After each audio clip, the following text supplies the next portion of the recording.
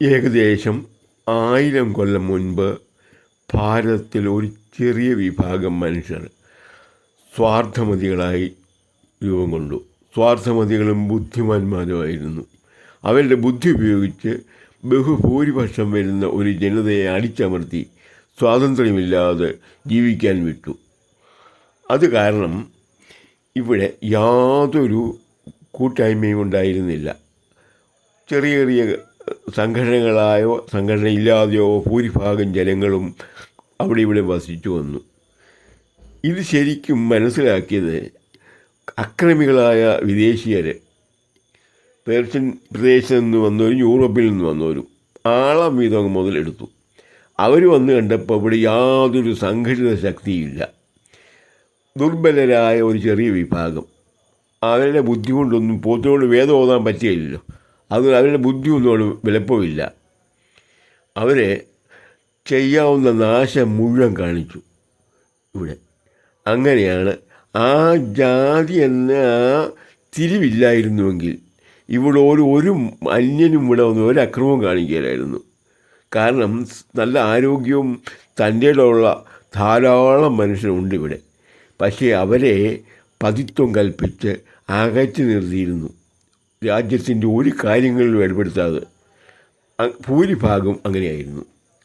അവരെ ഒരിക്കലും ഈ മുഖ്യധാരയിലേക്ക് പ്രവർത്തിക്കാനോ ആ വരുന്നവനെ ചെറുക്കാനോ തയ്യാറാക്കിയില്ല. ഇവരുടെ ബുദ്ധി കൊണ്ടും ഇവർ തീർക്കാമെന്നാണ് വിചാരിച്ചത്. പോത്തിനോട് വേദം ഓതാൻ പറ്റുകയില്ലല്ലോ. അങ്ങനെ അവരെ അടിച്ചമർത്തി കംപ്ലീറ്റ് നശിപ്പിച്ച് കളഞ്ഞു. ഭാരതം, അന്നത്തെ ഭാരതം നശിപ്പിച്ച് അവിടെ കിട്ടുന്ന മുഴുവൻ എടുത്തുകൊണ്ട് പോയി. അവർ സുഖവാസം ജീവിതം നടത്തി ഇവിടെ അനേക കാലം. ഇതൊക്കെയാണ് ഉണ്ടായത്. ഈ ജാതി വരുത്തി വച്ച ഇത്രയും വലിയ വിന ഈ ലോകത്തിലൊരു ജനതയ്ക്കും ഉണ്ടായിട്ടില്ല. കുറച്ച് ആൾക്കാർ മാത്രം ബുദ്ധി തെളിഞ്ഞാൽ ഇതൊക്കെ ഇതുപോലിരിക്കും പ്രശ്നങ്ങൾ. ആ നാട് അതുകൊണ്ട് നശിക്കും എന്നുള്ളതാണ് ഇവിടെ സംഭവിച്ച. അതാണ്. അത് 1000 കൊല്ലം ഇവിടുത്തെ ജനം കഷ്ടപ്പെട്ടു. ഈ എല്ലാവരും ഒരുപോലെ അനുഭവിച്ച അതിൻ്റെ കഷ്ടപ്പാട്. അന്യൻ്റെ കീഴിൽ കിടന്ന് അനേകായിരം കോടി ആൾക്കാർ ഇവിടെ വധിക്കപ്പെട്ടു. പാടെ ഈ ഇവിടുത്തെ സംസ്കാരം നശിപ്പിക്കാൻ അവർ ശ്രമിച്ചു. അതും നടന്നില്ല, കംപ്ലീറ്റ് നടന്നില്ല. അവിടെ ഇവിടെയൊക്കെ ആദ്യത്തെ ആ ഗ്രൂപ്പിൻ്റെ തന്നെ ബുദ്ധിപരമായ ഒരു നീക്കം കൊണ്ടാണ് അത് ആ ഉയർന്ന സംസ്കാരം ഇവിടെ നിലനിന്നത്. എന്നാൽ അവർ ചെയ്തത് വലിയൊരു ചെയ്തായിപ്പോയി. വലിയൊരു നഷ്ടമാണ് ഭാരതത്തിന് വരുത്തിയത്. അതിനുശേഷം 1000 കൊല്ലത്തിന് ശേഷം നമ്മൾ 75 കൊല്ലം മുൻപ് സ്വാതന്ത്ര്യം നേടി. അന്ന് മുതൽ ഈ തരം താഴ്ന്ന ഓരോരുത്തരായിട്ട് നമ്മൾ വികസിച്ചുകൊണ്ടിരിക്കുന്നു. ഓരോരുത്തരും കഠിനമായ ശ്രമത്തിലൂടെ, സർക്കാരിൻ്റെ ശ്രമത്തിലൂടെ. എന്നാൽ അത് വളരെ സ്പീഡായത് കഴിഞ്ഞ 10 കൊല്ലം മുൻപാണ്. ഈ സ്പീഡ് വർദ്ധിച്ചു. വളരെ പെട്ടെന്ന് ഇന്ത്യ വികസിച്ചു തുടങ്ങി. ഇനിയും നമ്മൾക്ക് അങ്ങനെ ഒരു തരംതിരി ഇവിടെ പറ്റിയില്ല.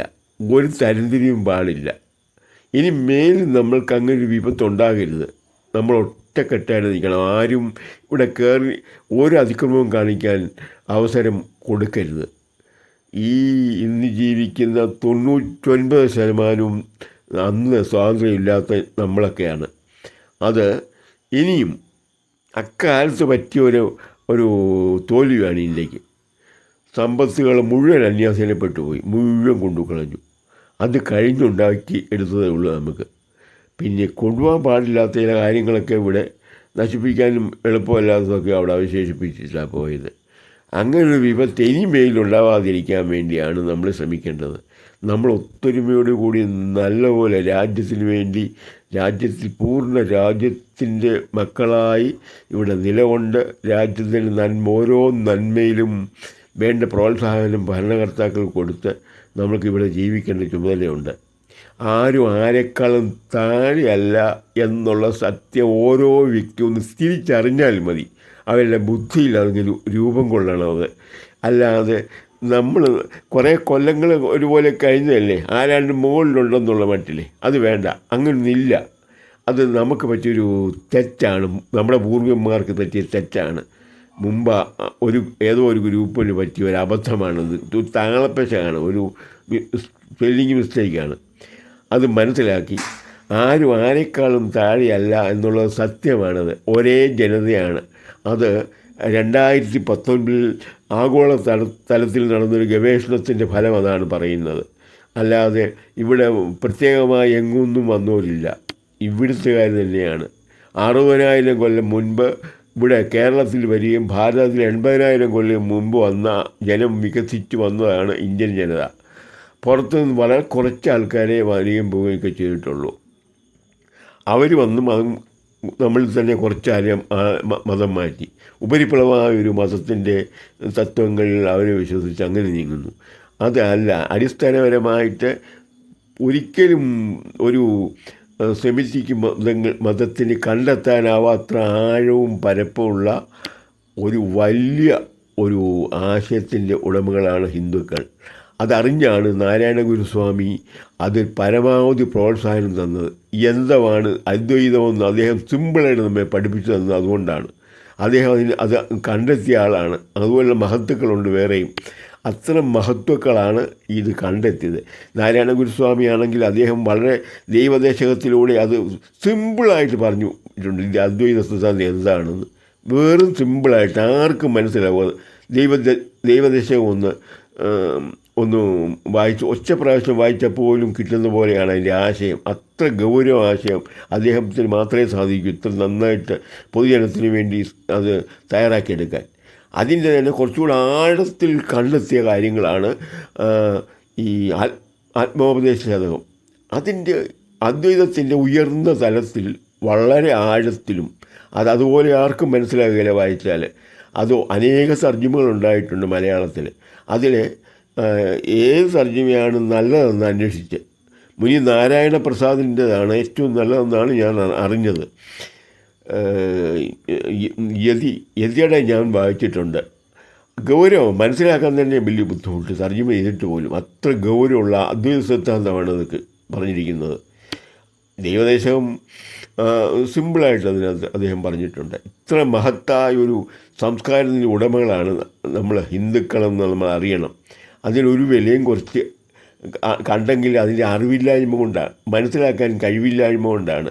ആ കഴിവില്ലായ്മ നികത്താനാണ് ഇത്ര സിമ്പിളായിട്ട് അദ്ദേഹം ഇത് നമുക്ക് വിവരിച്ച് തന്നേക്കുന്നത് ഈ നാരായണ ഗുരുസ്വാമി. അതുപോലെ പലരും ചെയ്തിട്ടുണ്ട്.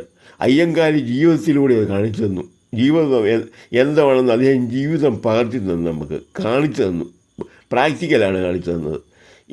നാരായണ ഗുരുസ്വാമി തിയറിറ്റിക്കലായിട്ട് നമ്മൾ മനസ്സിലാക്കാൻ ശ്രമിച്ചു, പ്രാക്ടിക്കലായിട്ട് ജീവിതവും അങ്ങനെയായിരുന്നു.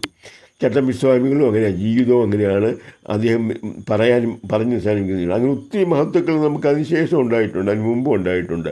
അവരൊക്കെ നമ്മുടെ ഈ പാരമ്പര്യത്തിൻ്റെ മഹത്വം അത്ര ഉന്നതമായ ഒരു ശ്രേണിയിൽ നിൽക്കുന്നത് അത് ഉപേക്ഷിച്ച് കളയരുത്. വലിയ ശുദ്ധ മണ്ടത്തരമാണ്. ഇനിയും മേലിൽ അത് കളയാതെ നമ്മൾക്ക് ഇനി ഒരിക്കലും ഒരു തോൽവി വരാതിരിക്കാൻ വേണ്ടതെല്ലാം ഈ ഗ്രന്ഥങ്ങളിലുണ്ട്. അതൊന്ന് വായിച്ച് മനസ്സിലാകാത്തത് അതുപോലുള്ള കൊള്ളാവുന്ന ആൾക്കാരുമായിട്ട് ചർച്ച ചെയ്ത് കൂടുതൽ പഠിക്കുമെങ്കിൽ നമ്മളാരാന്ന് നമ്മളറിയും. ഇപ്പം ഹിന്ദുക്കളാരാന്ന് ഹിന്ദുക്കൾക്ക് ശരിക്കും അറിഞ്ഞുകൂടാ. എന്തിനാ പോകുന്നത്? വലിയ പുസ്തകങ്ങളുടെ പുറകെ പോകണ്ട. ആത്മോപദേശ ശതകത്തിൻ്റെ തർജ്ജിമയും ഈ ദൈവദേശവും ഒന്ന് നന്നായിട്ട് വായിച്ചാട്ടെ. ഇതിനകത്തെ പ്രപഞ്ച നിയമങ്ങൾ പോലും അദ്ദേഹം സിമ്പിളായിട്ട് കാണിച്ചിട്ടുണ്ട്. വെറും സിമ്പിളായിട്ട് നമ്മൾക്ക് എന്താണെന്ന് വേണമെന്ന് കാണിച്ചു തന്നിട്ടുണ്ട്. ഇത്രയും സിമ്പിളായിട്ട് ഇത് അവതരിപ്പിക്കുന്ന അദ്വൈത സിദ്ധാന്തവും ഇന്ത്യൻ ഫിലോസഫി അവതരിപ്പിക്കുന്ന ഒരു മഹാൻ എനിക്കറിഞ്ഞുകൂടാ. ഞാൻ ഒത്തിരി വായിച്ചിട്ടില്ല, അതുകൊണ്ടാവാം. ഏതായാലും നാരായണ ഗുരുസ്വാമിയോട് എനിക്ക് മറ്റൊരാളെ കണ്ടെത്താൻ എനിക്ക് സാധിച്ചിട്ടില്ല. പരിമിതമായ വായന എനിക്കുള്ളൂ, അതുകൊണ്ടായിരിക്കുമോ എന്നെനിക്ക് അറിഞ്ഞുകൂടാ. ഞാനിത് മാനിക്കുന്നു. അത് എനിക്ക് വേണ്ടപ്പെട്ടവർക്ക് ഞാനിത് ശുപാർശ ചെയ്യാറുമുണ്ട്. ഈ 2 പുസ്തകങ്ങൾ അതത്ര വലുത് പുസ്തകങ്ങളൊന്നുമല്ല, പക്ഷേ അതിൻ്റെ ആശയം അതിഭയങ്കരമാണ്. നമ്മളുടെ വേദങ്ങളുടെ എല്ലാം സത്തുണ്ട് ആത്മോപദേശ ശതകത്തിൽ, ദൈവദേശത്തിലുള്ളത്. എല്ലാം ചേർത്ത 2 പുസ്തകങ്ങളാണ്. എല്ലാ ആശയങ്ങളും ഹൈന്ദവീയതയുടെ എല്ലാ ആഴത്തിലും പരപ്പിലും ചെന്ന് അതിൻ്റെ തപ്പിയെടുത്ത മുത്തുകൾ മാത്രമാണ് ഈ രണ്ട് പുസ്തകങ്ങൾ. അതിൽ നാരായണ ഗുരുസ്വാമി ഒത്തിരി പുസ്തകങ്ങൾ എഴുതിയിട്ടുണ്ട്. എല്ലാ ഹിന്ദു മതത്തിൻ്റെ വലിയ വിശേഷങ്ങളും അതിൻ്റെ കാര്യങ്ങളുമാണ് അദ്ദേഹം പറഞ്ഞിട്ടുള്ളത്. അതൊരിക്കലും അവഗണിക്കല്ലേ. അതൊന്ന് പഠിക്കാൻ ശ്രമിക്കണമെന്ന് ഞാൻ അപേക്ഷിക്കുന്നു.